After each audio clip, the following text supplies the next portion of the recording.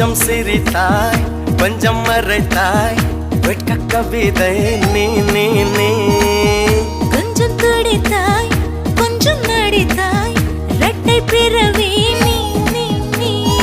அம்மா அம்மம்மா என் தாயோட்டும் பேசாத மௌனத்தை நீயே சொன்னாய் அப்பா அப்பப்பா நான் யாரோடும் பேசாத முத்தத்தை நீயே தந்தாய் 5 வயது பிள்ளை போலே அச்சச்சோ பிச்சத்தாலே கொஞ்சி கொஞ்சி என்னை கொண்டால் பருவாயில்லை